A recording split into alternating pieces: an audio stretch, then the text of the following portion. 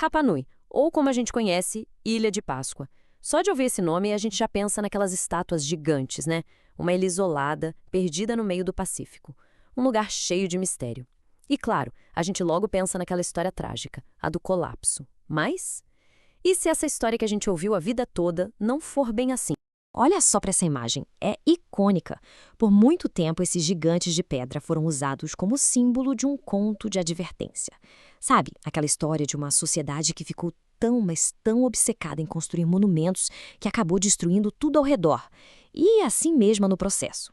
Pois é, a narrativa clássica é essa aí, bem resumida nesse trecho de um estudo científico. A ideia é bem direta, né? Chegou ali por volta do ano 1600 e pronto, tudo parou. A construção dos monumentos, interrompida de repente. Um colapso total, ecológico, cultural, demográfico, fim de jogo. Essa história virou um clássico, quase uma lenda, uma parábola perfeita sobre os perigos da arrogância, da ambição desmedida. Mas a pergunta que não quer calar é: e se a história não for essa? E se o roteiro for completamente diferente? Bom, é nisso que a gente vai mergulhar agora. Ok, para a gente conseguir entender essa reviravolta na história, primeiro precisamos conhecer os personagens principais. Afinal, do que exatamente a gente está falando quando diz monumentos?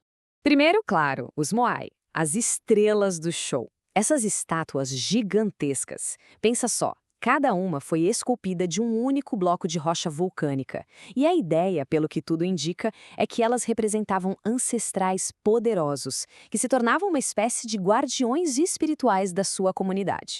Só que os Moai não eram simplesmente largados por aí na paisagem, nada disso.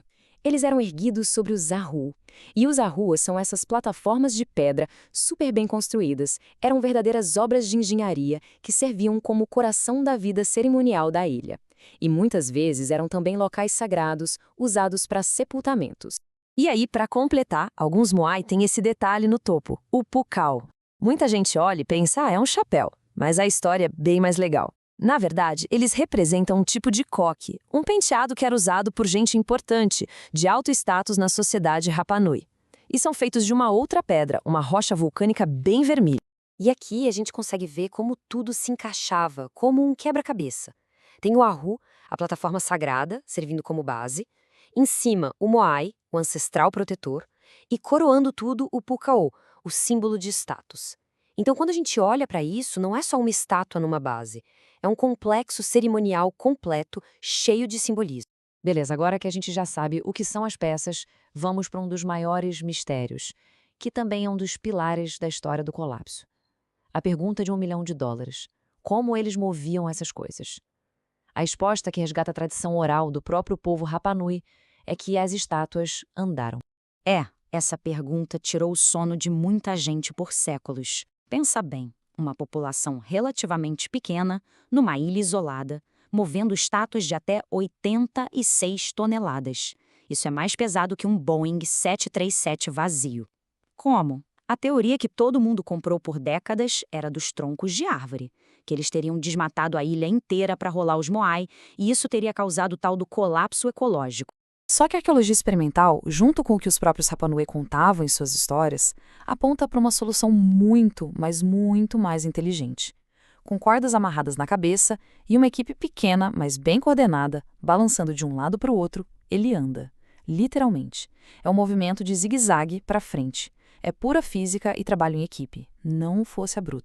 E para quem acha que isso é loucura, olha só esse dado. Fizeram um experimento com uma réplica de mais de 4 toneladas e com apenas 18 pessoas. 18! Eles conseguiram andar 100 metros com a estátua em só 40 minutos. Isso muda tudo. Aquela necessidade de desmatar a ilha inteira para ter troncos simplesmente desaparece. Ok, então o pilar do transporte que causou o desmatamento já está meio bambo, certo? Agora vamos para o golpe final na teoria do colapso. O coração dessa nova pesquisa. É a ciência de dados reescrevendo a história, literalmente. Vamos recapitular o ponto central da história antiga. Tudo desmoronou e a construção parou de repente lá por 1600. Essa é a premissa. A grande questão é, os dados, a evidência física, confirma isso? E é aí que a coisa fica muito interessante. Os pesquisadores usaram uma técnica chamada arqueologia estatística. Basicamente, eles pegaram tudo que tinham, centenas de datações de carbono 14, dados de escavações, registros históricos e colocaram tudo num modelo de computador para calcular qual seria a linha do tempo mais provável para a construção. E o resultado é esse gráfico aqui. Ele é a chave de tudo. O que essa linha mostra é o número acumulado de construções ao longo do tempo. Pensa comigo. Se a construção tivesse parado em 1600, a linha teria que ficar reta, horizontal, a partir daquele ponto, certo? Mas olha o que acontece. Ela continua subindo, e continua subindo bem depois de 1600 e até depois da chegada dos europeus em 1722. Agora, esse outro gráfico mostra o ritmo da construção. E sim, a gente vê que teve um pico, um momento de atividade mais intensa, mas depois desse pico, não tem um crash, a linha não despenca para zero.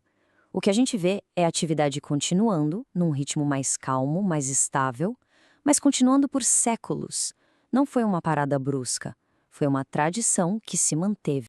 Então, com base em toda essa ciência, a nova linha do tempo é mais ou menos assim. Os polinésios chegam lá pelo século XIII. O auge da construção de monumentos acontece entre 1350 e 1450. E aqui vem o ponto crucial.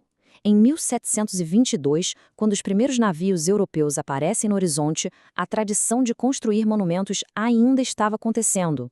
Aquela data de colapso em 1600, bom, ela simplesmente não bate com as evidências. E o que tudo isso significa? Significa que a gente precisa de uma nova história para Rapa Nui. Uma história que não é sobre ruína, é sobre resiliência. Vamos comparar então. De um lado, a história antiga, uma sociedade racional, obcecada, que se autodestrói.